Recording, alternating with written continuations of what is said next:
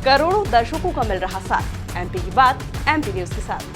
मध्य प्रदेश की 8.5 करोड़ जनसंख्या में सबसे महती भूमिका यदि कोई वर्ग निभाता है तो वो है युवा वर्ग।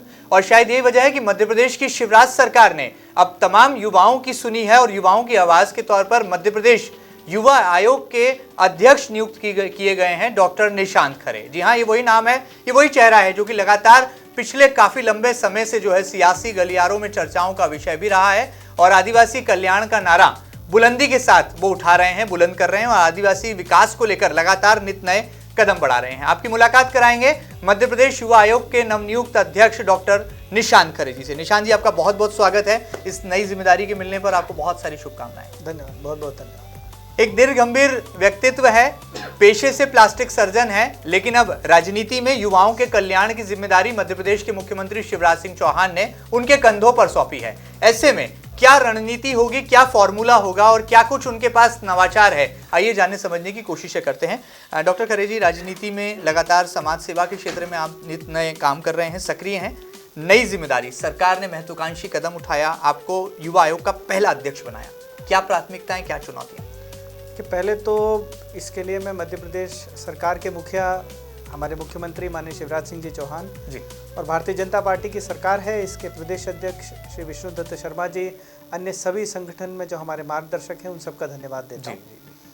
जैसा आपने बिल्कुल ठीक कहा, 8.5 करोड़ में से लगभग 5 करोड़ की जो जनसंख्या मध्य प्रदेश की है वो युवाओं की जनसंख्या है। एक बड़ा युवा प्रदेश है और इसमें यह आवश्यक है कि युवाओं की आवाज़ सरकार तक पहुंचे और सरकार की योजनाएं जो हैं वो नीचे तक पहुंचे। पहली और शायद अंतिम प्राथमिकता यही होगी कि हम एक सेतु के रूप में सरकार और युवाओं के बीच में काम कर पाएं। डॉक्टर निशांत खरे जी, हमने सुना है कि मध्य प्रदेश के जो युवा हैं वो दिशा और दशा दोनों तय करते हैं और ये चुनावी साल है, 2023 बहुत करीब है मिशन। ऐसे में आपको लगता है कि इतने कम समय में युवाओं का दिल जीतने के लिए एक बड़ी चुनौती भी आपके साथ है इस जिम्मेदारी के रूप में? देखिए, चुनौतियां तो सामाजिक क्षेत्र में, राजनीतिक क्षेत्र में चलती ही रहती हैं और अगर चुनौतियों से जूझेंगे नहीं तो पार कैसे पाएंगे। समय कम है ऐसा भी सोचा जा सकता है, पर कुछ नया करना है ऐसा भी आवश्यक नहीं है।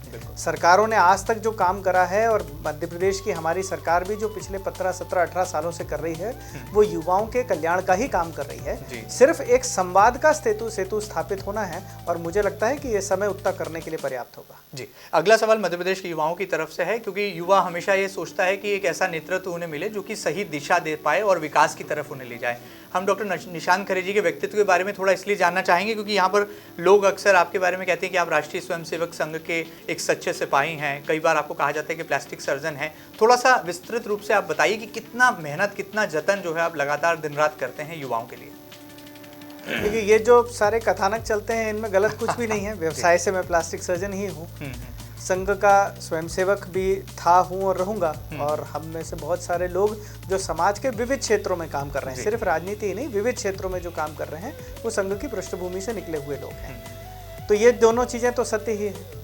युवाओं के बीच में कुछ 3-4 बड़ी चिंता का विषय है। एक जो मैंने पहला बताया कि कहीं ना कहीं एक संवाद स्थापित करने की आवश्यकता है। दूसरी चीज जो नीति निर्धारण है, सीधा डायरेक्ट नीति निर्धारण में युवाओं की भूमिका हो सकती है कि नहीं हो सकती है। इनडायरेक्ट तरीकों से हम सर्वे से और अन्य चीज़ों से जो लेते हैं वो कितना परिलक्षित होता है, ये भी एक विवेचना का विषय है। पर सीधा डायरेक्ट युवा नीति निर्धारण में इन्वॉल्व किया जा सकता है कि नहीं।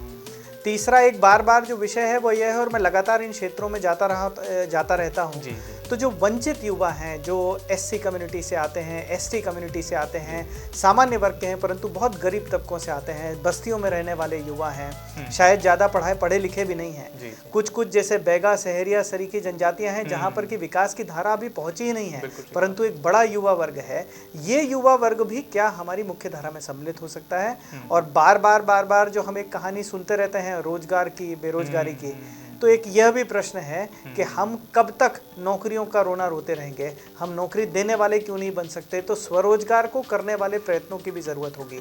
ये जो वंचित वर्ग है, ये कई बार इस चीज़ का एक एग्जाम्पल है कि किस तरीके से आप अपना जीवन यापन कर सकते हैं और इन सबको मुख्य धारा में लाना यही पहली प्राथमिकता है। बहुत बड़ी बात है, अपनी प्राथमिकताएं भी गिना रहे थे, लेकिन यहाँ सवाल मेरे जहन में आया है। हमने देखा पिछले दिनों बिरसा मुंडा क्रिकेट टूर्नामेंट, एक बड़ा टूर्नामेंट आपने कराया, एक पिच आपने तैयार की। क्या लगता है उस पिच से जो है सीधे छक्का निकला और जो है निगम मंडल यानी कि युवा आयोग के अध्यक्ष के तौर पर जो है गेंद बाउंड्री के पार चली गई? ये जानकारी तो एम्पायर से लेनी पड़ेगी आपको कि कहाँ पिच तैयार हुई और कहाँ गया। जी। वो जो क्रिकेट टूर्नामेंट की योजना थी वो लंबे समय से थी ही सही। हमारा ये भी एक मानना है, व्यक्तिगत भी एक संकल्प जैसा था कि स्पेशली इन क्षेत्रों से आने वाले युवाओं को बड़े शहरों, बड़े स्थानों, बड़े मंचों पर जगह मिलना चाहिए। प्रतिभाओं की कोई कमी नहीं है और कहीं ना कहीं खेल एक ऐसी चीज़ है। मैं बहुत बार ऐसा हम कई बार चर्चा में कहते हैं और आप और हम सभी उस आयु वर्ग से निकले हैं कि भक्ति जिस तरीके से शायद एक आयु वर्ग को बांधती है, खेल इस युवा वर्ग को बहुत तेजी से बांधता है। इसको लेकर भी हम कुछ कॉन्क्रीट डायरेक्टेड एफर्ट कर सकते हैं क्या, ये भी देखने की जरूरत है। बहुत बड़ी बात है और एक बहुत सुलझा हुआ जो है जवाब यहाँ पर दिया और मुझे लगता है बहुत सुंदर परिकल्पना है। यदि ये साकार मूर्त रूप लेती है तो युवाओं का कल्याण का नारा भी बुलंद होगा और मध्य प्रदेश में जो बार बार रोजगार को लेकर राजनीति होती है उस पर भी पूर्ण विराम लग सकेगा। लेकिन एक सवाल और यहाँ उठता है, विपक्ष यानी कि कांग्रेस ही लगातार उठाते हैं और अब तो वचन पत्र में इसको लाने की दावे भी कर रहे हैं। उन्होंने पिछली सरकार जब बनी थी उसके पहले भी कहा था कि बेरोजगारी भत्ता देंगे। क्या आप इसके पक्षधर हैं कि बेरोजगारी को दूर करने के लिए नए नौजवानों को कुछ भत्ते जैसा प्रावधान आपका आयोग करेगा? ऐसी कुछ चुनौतियां, ऐसे कोई कदम उठाने की आवश्यकता है आपको लगता है? देखिए, कांग्रेस की सरकार ने बेरोजगारी भत्ते के अलावा और भी बहुत सारे वादे करे थे। किसानों के कर्ज माफ होने थे, पट्टे मिलने थे, सारे लोन माफ हो जाने थे। उनका आज क्या हश्र है ये हम सभी जानते हैं, तो उसमें तो बहुत पढ़ने की जरूरत नहीं। और मेरा एक साधारण प्रश्न आज के युवाओं से है, बेरोजगारी का विकल्प क्या है? बेरोजगारी का उत्तर क्या है या सोल्यूशन क्या है? बेरोजगारी का सोल्यूशन या बेरोजगारी का उत्तर तो रोजगार ही होगा ना, भत्ता नहीं हो सकता। सारी जो हमने एफर्ट्स लगाने हैं, सारे जो प्रयत्न लगाने हैं, वो इस बेरोजगारी के कथानक को रोजगार और स्वरोजगार में बदलने के लिए लगाने हैं। जहां आवश्यक है वहाँ भत्तों की चिंता की जा सकती है, लेकिन भत्ते इस चीज़ का नियमित या स्थायी हल नहीं हो सकते। और मुझे लगता है कि हमारा आज का युवा भी इतना अपने आप में वो कॉन्फिडेंट भी है और इतना संवेदनशील भी है कि वो जानता है कि उसको चाहिए क्या है। उसे रोजगार चाहिए, उसे भत्ते नहीं चाहिए। बहुत बड़ी बात है। मेक इन इंडिया और आत्मनिर्भर भारत, उसी परिभाषा को अपने ही अंदाज में यहाँ पर बयां कर रहे हैं डॉक्टर निशांत खरे। आगे बढ़ते हैं, समय की कमी है डॉक्टर निशांत खरे जी, लेकिन फिर भी एक सवाल जो है हमारे दर्शक की तरफ से आया। जैसे हमने इस बात को फ्लैश किया कि डॉक्टर निशांत खरे कुछ ही देर में आप तमाम दर्शकों से रूबरू होने के लिए हमारे बीच होंगे, तो ये सवाल आया कि मध्य प्रदेश के मुख्यमंत्री शिवराज सिंह चौहान और सरकार ने एक बड़ी महत्वाकांक्षी योजना हाल ही में शुरू की है, लाडली बहना। तो क्या डॉक्टर निशांत खरे जी अब युवाओं की आवाज बनकर, युवा आयोग के अध्यक्ष बनकर, क्या लाडला भाई योजना भी लेकर आने वाले हैं क्या? क्योंकि भाइयों की कोई सुनवाई नहीं हो रही है। देखिए, बहनों को जो राशि पहुंच रही है, लाडली बहना को जो राशि पहुंच रही है, वो राशि विवाहित महिलाओं के लिए है। जी। राशि पहुंच तो घर में ही रही है और कहीं ना कहीं वर्तमान सरकार ने लगातार लंबे समय से जो नीतियां रखी, जैसे एक बहुत छोटा सा उदाहरण है, रजिस्ट्री का शुल्क 3% से घटाकर महिलाओं के लिए 1% कर दिया गया। और परिणाम ये हुआ कि हमारे यहाँ लगभग 60-70% का उछाल आया है महिलाओं के नाम पर रजिस्ट्री होने में। तो ये महिला सशक्तिकरण के लिए किए जाने वाले प्रयत्न हैं। जो महिलाएं हैं वो इससे सीधा सीधा धीरे धीरे जुड़ेंगी, वो कुछ सामाजिक कुरीतियों को खत्म करने के लिए भी हैं। जो भाई हैं वो लाडले थे, लाडले हैं और लाडले ही रहेंगे। उनके लिए जो योजना करनी होगी वो निश्चित सरकार करेगी। चलिए, बड़ी बात है। बहरहाल यहाँ पर ऐसा कोई घोषणा या ऐसा कोई वादा नहीं करेंगे, लेकिन हाँ, आने वाले दिनों में चूंकि पेशे से डॉक्टर हैं तो सर्जन है, तो सर्जरी भी पूरी करेंगे और आने वाले समय में उसका रिजल्ट यानी कि उसके सकारात्मक परिणाम युवाओं तक पहुंचेंगे, ऐसी उम्मीदें और ऐसी आशा की जा सकती है। एक राजनीतिक सवाल, इंदौर की राजनीति में अब डॉक्टर निशांत खरे एक बहुत जाना पहचाना नाम है और मैं ये भी कहूँ कि अब आप जो है खिलाड़ी राजनेता हो गए हैं, तो इसमें भी कोई अतिशयोक्ति नहीं होगी। लेकिन हमने देखा है कि इंदौर में ऐसा कहा जाता है कि ताई भाई बहुत सारे हैं बड़े बड़े राजनेता, उनकी सुन करके चलना पड़ता है, कभी भाभी की कभी बाबा की। तो क्या डॉक्टर निशांत खरे जी भी सबसे तालमेल बिठा करके जो है अब युवा आयोग के अध्यक्ष की भूमिका निभाएंगे, ताई भाई बाबा भाभी सबके साथ? निश्चित रूप से ये हमारे वरिष्ठ हैं।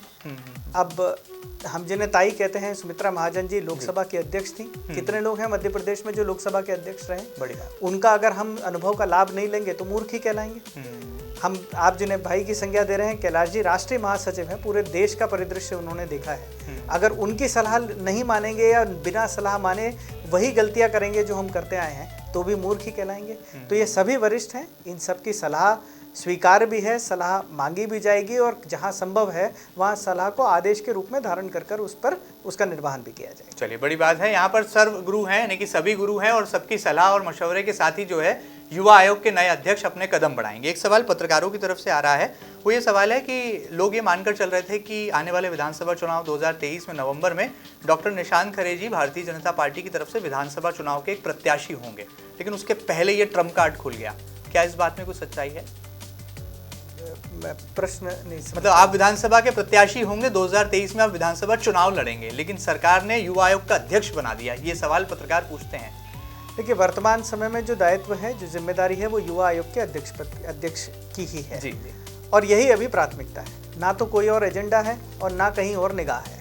कुल मिलाकर मुझे लगता है कि अगर इस काम को अच्छे से कर पाए तो हम पूरी मध्य प्रदेश सरकार के लिए, पूरी भारतीय जनता पार्टी के लिए प्रदेश में एक अच्छा अपना भी जो एक योगदान है। हम रामायण में राम सेतु की कहानी सुनते हैं कि वो गिलहरी का कंकड़ रखने वाली कहानी थी, पर वो गिलहरी कंकड़ नहीं रखती तो शायद वो बड़े पत्थर टिकते नहीं। तो हम अपना गिलहरी जैसा योगदान उसमें दे सकेंगे, यही एकमात्र उद्देश्य है इस समय।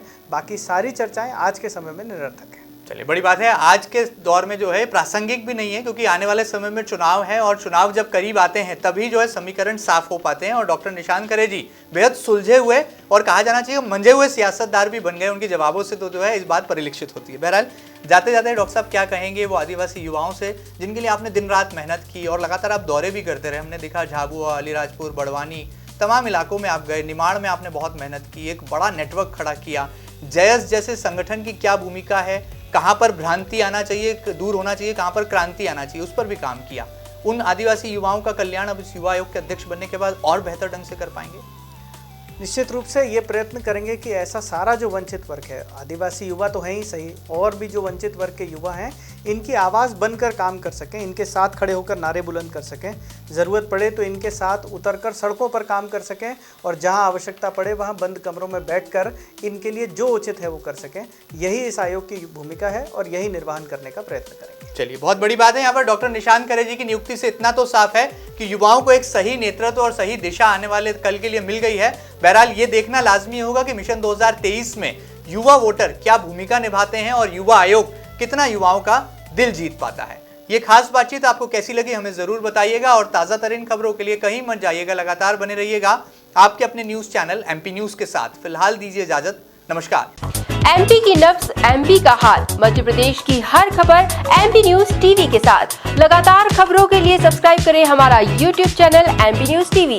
लेटेस्ट अपडेट्स के लिए बेल आइकन दबाना जरा भी न भूलें।